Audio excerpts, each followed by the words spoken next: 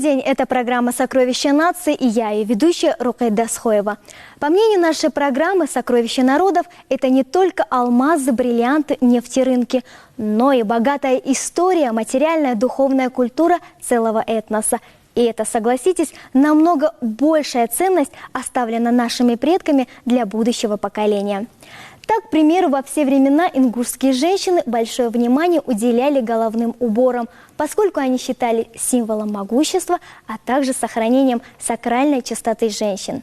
Среди интересных вещей старинного ингушского быта особый интерес представляет собой женский головной убор своеобразной формы курхарс. Курхарс был присущ только ингушским женщинам на Кавказе, носившим его с 13 до начала 19 века. Подробнее о том, что представляет собой уникальный предмет старины и какова его история, узнаем в нашей программе.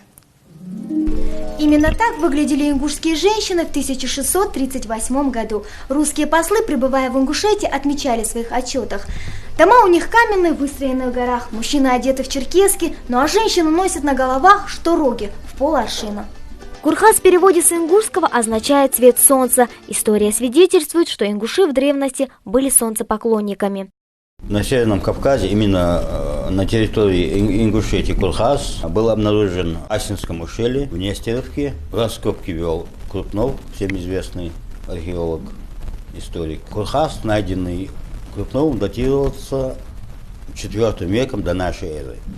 Этот головной убор отличается простотой и изяществом. Он придавал ингушке строгий вид и в то же время подчеркивал ее женственность и грацию. Внизу он имел расширение и мягко охватывал голову на уровне лобной части. Кверху постепенно сужался и загибался спереди подобием изогнутого рога. Курхас, он был как рог солнца, то есть солнце, тотем солнца в древности был орел. Также тотем солнца был в древности ист, то есть бык. И оттуда идет, в древности считалось, что когда женщина выходит замуж, она попадает под покровительство небесного быка. Основа курхарса состояла из войлока или кожи. Сверху убор обтягивался шелком или атласом, выкрашенным в красный цвет. Передняя часть курхарса украшалась серебряной бляхой, а тыльная часть покрывалась куском дорогой ткани, парчи, бархата с вышивкой золотом и серебром. К основанию курхарса пришивался так называемый подзатыльник, который завязывался на шее. Право носить такой убор отводилось исключительно замужним женщинам. Курхас тоже был орнаментирован не только тесьмой, бусинками. Также были височные подвески, которые подвешивались или к курхасу, или привешивались к ободу курхаса. Они были типа восьмилопастных подвесок. Также были височные подвески, они были в 2 оборота, в 3 оборота делались такие серебряные, бронзовые подвески были. Их у нас в музее в большом количестве. Также женщины украшали себя такими бронзовыми, серебряными, это накосницы называются, на косы одевались. Курхарс при наличии особых свойственных только ему черт, как утверждают ученые, имеет много сходных деталей с фригийским колпаком. В горной Ингушетии Курхаса история начинается еще от древней Шумер. Это 4-е тысячелетие до нашей эры. Между Тигром и Ефратом была такая древняя цивилизация Шумер. Народ, который говорил древние шумеры, чистые шумеры, я не имею в виду Аккад, Вавилон, последующие цивилизации, а именно шумеры говорили на нахском языке, они были войнахи. Как-то я наткнулся на иллюстрацию погребения Филиппа II, отца Александра Македонского, найденной в Югославии. И барельеф на его саркофаге битва греков с амазонками. И амазонки бьются в курхасах. Таким образом, курхарс является не копией, не подражанием фригийскому образцу, а местной вариацией, в которой, однако, сохраняются традиционные общие характерные черты для того и другого головного убора. Курхасы носили знатные женщины, богатые женщины, потому что привозные ткани могли себе позволить только богатые женщины. А бедные женщины в основном сшитые из войлока, такие обшитые простой материей, такие носили курхарцы. Фригия – одна из древнейших государств Малой Азии, в которой она занимала северо-западную ее часть. Она была расположена частью у берегов Пропонтиды. Она была заселена фригийцами, по данным некоторых историков, переселившихся из Фракии. В первом тысячелетии до нашей эры была независимым ранее рабовладельческим царством, центром которого был город Гордий. Рассвет ее падает на 7 век, и начало 6 века до нашей эры была покорена Лидией, впоследствии Александром Македонским. Во 2 веке до нашей эры вошла в состав римской провинции Азии. Как Курхас проник из Фригии в эту Кавказскую область, ученые до сих пор ищут ответы. Что касается связи Ингушии, так называлась в древности Ингушетия, с Малой Азией, то они могли осуществляться по суше через Грузию и Армению и через греческие черноморские колонии. С древней греческой культурой ингуши связаны мотивами фольклора, заимствованной из Одиссеи, эпизод о циклопе, легенды, роднящие Нарта, соска Соуса с Прометеем. Спустя века Курхар стал прообразом сегодняшних национальных шапок, которые одевают вайнахские девушки с атрибутом свадебного наряда. Он является элементом общенационального достояния хореографических постановок, государственных ансамблей, музеев и подиумов.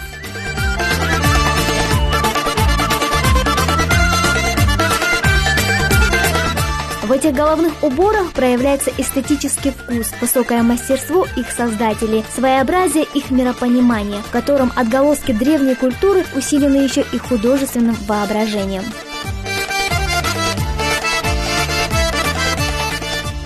Изображая женщину в этом головном уборе, мастер кисти передает всю красоту и женственный образ воинственной горянки.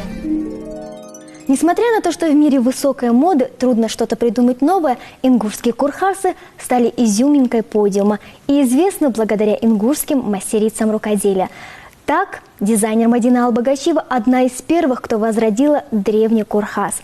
Долгое время она тщательно собирала орнаменты для коллекции головных уборов. И сегодня она в нашей программе. Здравствуйте, Мадина. Здравствуйте. Мадина Албагачиева, молодой ингушский дизайнер, родилась 1 февраля в 1976 году в городе Назрань. В 2008 году окончила художественно-промышленную академию в городе Краснодар. Защитила дипломную работу на тему «Этнические мотивы в современном костюме». Выпустила коллекцию национальной одежды «Поющее солнце» в 2008 году. Казалось бы, давно забытый, древний, очень изящный головной убор женский. Как вам пришла такая идея возродить и шить курхарсы?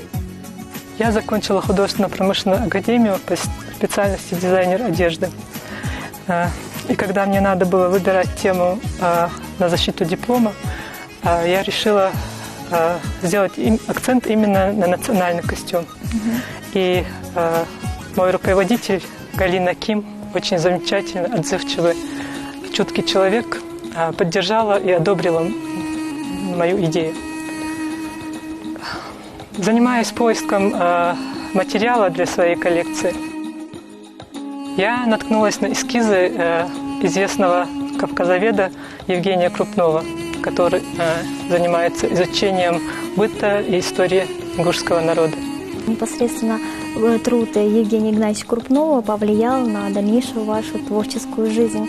Так оно и есть. Изучением исторического материала я не занималась, а меня как дизайнера привлекла сама форма курхарса. Как оказалось впоследствии, она привлекла не только меня, она понравилась всей аттестационной комиссии, всем зрителям, которые присутствовали в зале.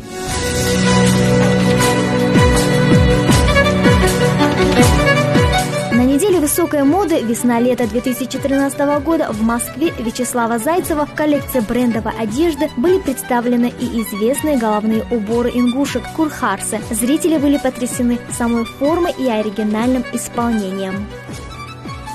Мадин, вот в твоей коллекции головных уборов на каждой шапке есть свой очень красивый орнамент.